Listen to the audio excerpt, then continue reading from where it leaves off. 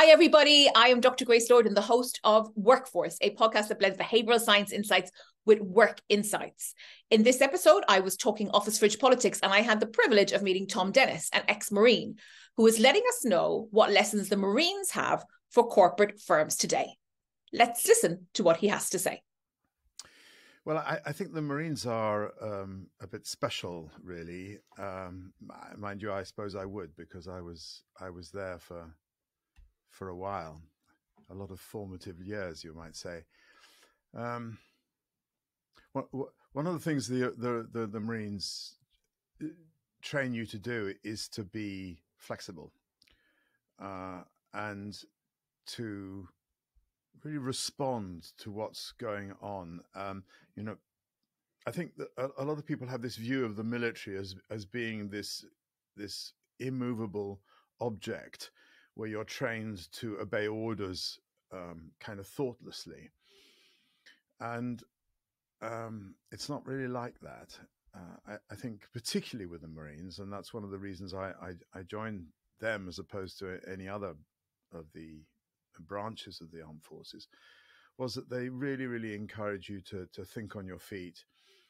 And there's a kind of sense of operating behind enemy lines. So you have to, it's not so much about a subterfuge, but it is about being able to respond to the uncertain and so on. And of course, in cultures today,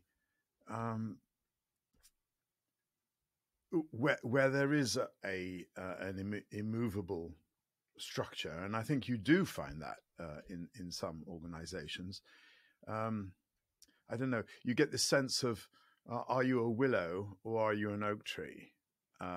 And how much flexibility do you have? Today organizations are really being challenged to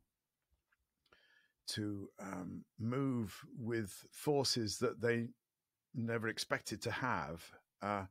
And I think as a result, some are kind of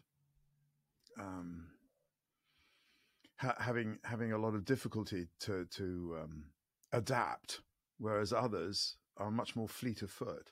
And it's the fleet of foot bit, I think, that I bring with me. So if you were to think of one key, Thom, for unlocking a healthy workplace culture, what would it be? Listening. I think organizations have, if I can put it this way, been brought up to dictate, to drive. And I think particularly with the young people coming into organizations, they want to be listened to. They want to feel they're part of the organization. They're much more demanding in many ways. And I think that some organizations don't really like that. They like to say, well, this is what we're paying you, and this is the contract. You come in, and the contract is you work for a certain period of time, and for that we'll reward you. Whereas now, I think there's much more about what is my role in this? Can I see what my role is, and how is the business acknowledging what I'm bringing to the table? It's much more of a two-way process, a two-way interchange, much more than I think it was in the past.